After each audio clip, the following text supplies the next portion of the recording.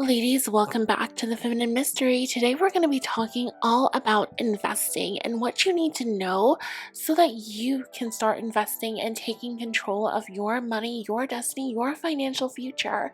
Now, this is something where a lot of women get intimidated. You start to feel like investing is something that's only for these finance bros or these people on Wall Street. It's for everybody to be in charge of your money except you.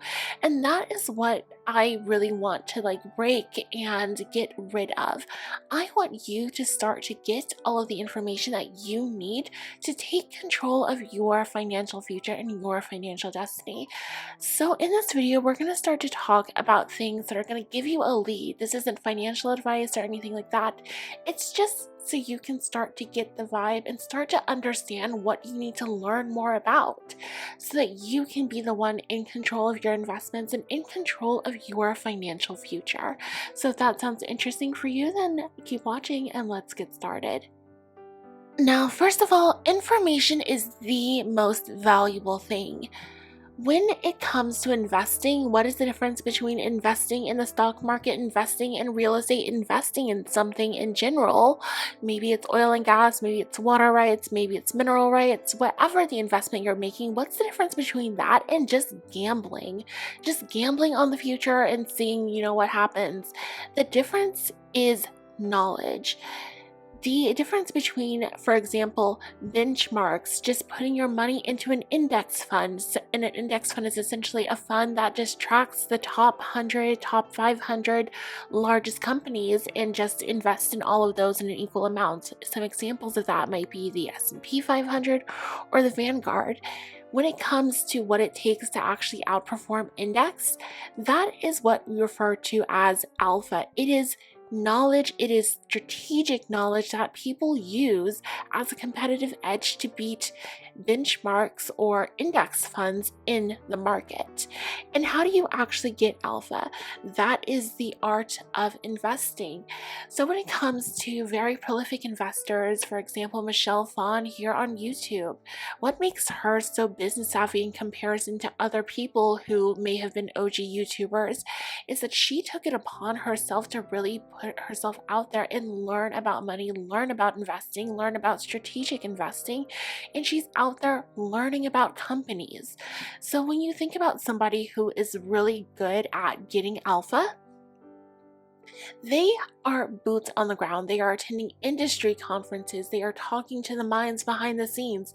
They know when a really big revolution, a really big development is happening before that news hits the market and stimulates movement in stock.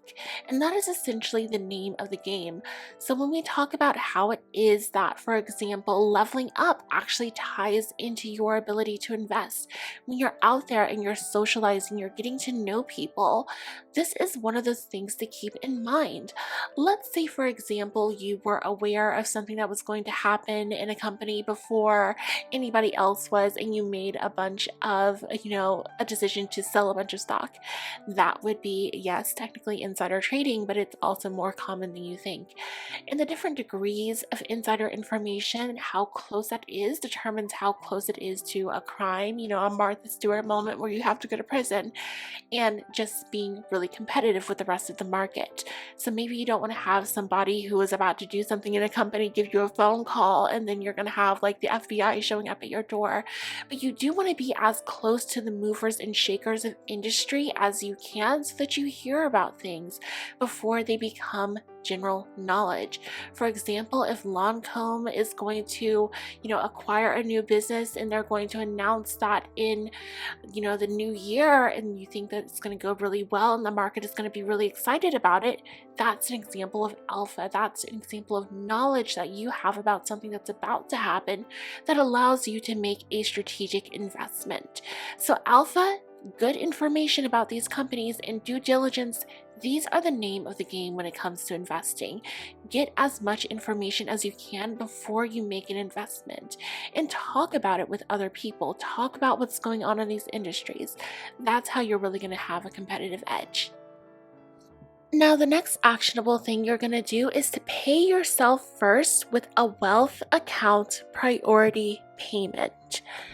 Now, We're talking action here. So the first action that you're going to have anytime you're even considering investing is getting alpha, getting really good information, the best quality you can from as close to the source as you can get when it comes to the investments that you're interested in, which means that if you can, go to an area, visit a conference, get to know what's happening in that industry and get to know what's going to be happening at that company that might stimulate growth in the next year, in the next 2, 3, 4, 5 years. That's what you want. After that, how are you actually going to action that? Well, you do that through wealth account priority payments. Now, I've talked about this before, but let me just mention it again.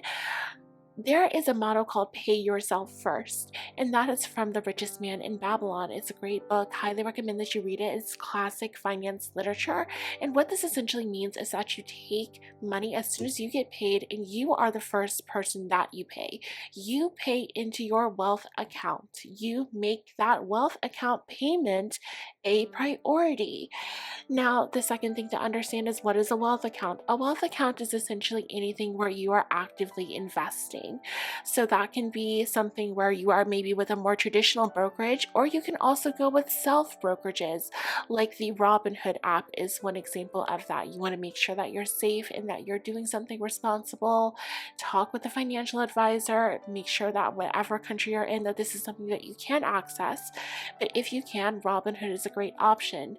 Another example of a wealth account that is self-custody is Coinbase. You can literally download the app, connect your bank account, and start investing directly without interfacing with somebody who works for maybe like Fidelity or something like that.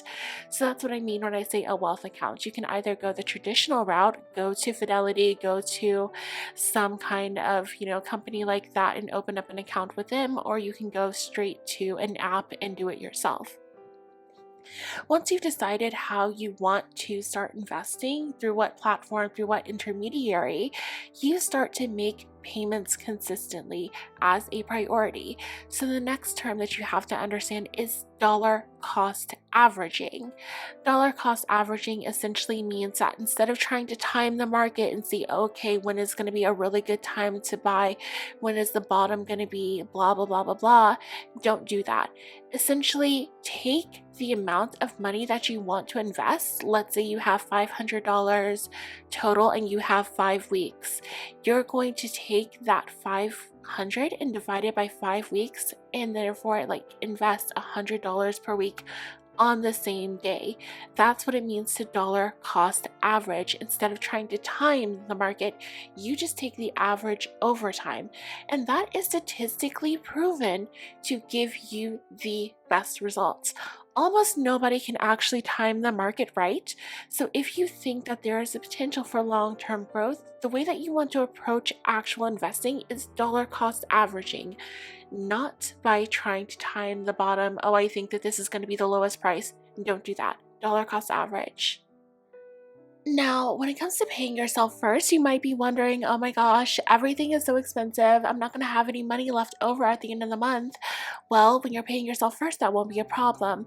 But if you are looking for ways to cut some extra costs, lower cost beauty products is a great way to go. So I highly recommend, if you're in the market for a hair oil, to check out my brand. I sell on Amazon. You can actually get it for a really great price right now. It is an ultra lightweight hair oil. So I use this as a finishing oil, on my hair at the end of all types of styling to just give it a really natural shine, as well as a good amount of just nutrition and protection throughout the day. So if you are interested in that, check out the link in the description box below, and let's get back to the video. Next, you want to start to learn how to actively manage the risk that you take. This is something that is so important when it comes to actually making money from the stock market. It's something that I see so many people, especially, very young men who get into stock investing and that sort of thing, do wrong, is that people are just too emotional, which is surprising. You wouldn't necessarily think that about a guy in his 20s, but yeah, every time you see those stock tickers, every time you see, a troubling headline in the news or on CNBC or whatever, fear, uncertainty doubt. They are essentially trying to get all of these clicks because they know that people who are very afraid will click things, they will tune in, they'll watch, they'll essentially pay for advertising from all of these big brands. So there's lots of fear, uncertainty, and doubt in the market because people are so emotionally attached to money and they're scared to lose money. But as I've pointed out before, even in the midst of 2008, if you had just done nothing with your money, right? Even buying at the high of 2008 and then watching it all crash to nothing, if you had just left it there, not sold, not done anything, and just waited till today, you would have 4 times the amount of money than you had even back then. So again, it just goes to show that you can recover from almost anything. But as far as your emotions, that is going to be the thing that you want to start to manage. So when you are meeting with a financial advisor, one of the things that you really want to go over is your risk tolerance. That is really going to depend a lot on your personal circumstance, which is really what a financial advisor can help you figure out. You know, somebody who is licensed in that, they can talk about you, your life, your circumstances, your location, and really start to figure out what a threshold of acceptable risk is for you, and then start to identify some investments from there that might be right for you. But the thing to keep in mind is that you want to be okay losing some amount of money. Don't be somebody who is too scared to lose money, because if you're too scared to lose it, you're really just not going to make it when it comes to investing. Everybody, and I mean literally everybody, who has ever made a significant amount of money investing, they have also lost money. The name of the game is to make more money than you lose, and that is called profit. That said, if you are overly emotional and you are constantly taking your money out, taking your money out, and taking your money out every time something happens or something drops, or you're on this emotional roller coaster every time something happens, investing is just not going to be for you. So learn how to actively manage risk. And the way that you do that is through A, getting information, and B, establishing a threshold that is acceptable for you with your financial advisor. Now, my last action item here, once you've done all of these things, you're starting to get all this great information, starting to research your investments and do your due diligence. You're in the driver's seat. You're controlling where your money goes. You're not just, parking and praying that something works out in 30 years. You're in there, you're in the game, you're calling the shots, taking responsibility for your financial future. And you have a good risk management strategy.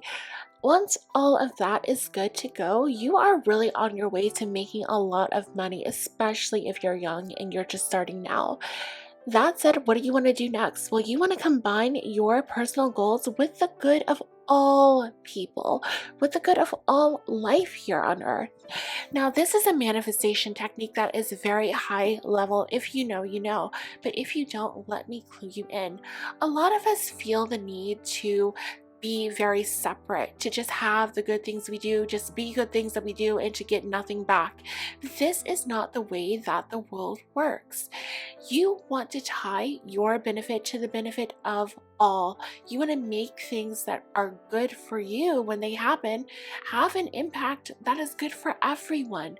Okay, take the universe hostage. Trust me, you do want to do this. So anytime you are even starting today with where you are now, however much money that you're making, consider earmarking a percentage of that and either tithing it out if you're religious, or making sure that you are donating to 501c3s.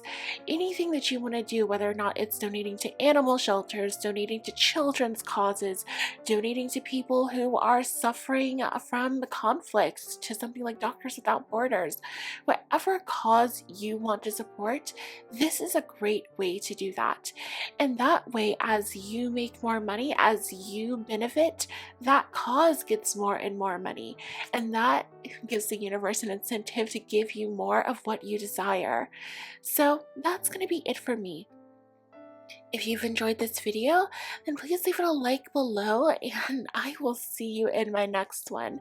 If you like content like this, then check out the rest of the videos on my channel. I've left one up here that YouTube thinks that you might really like. I'll see you in my next video.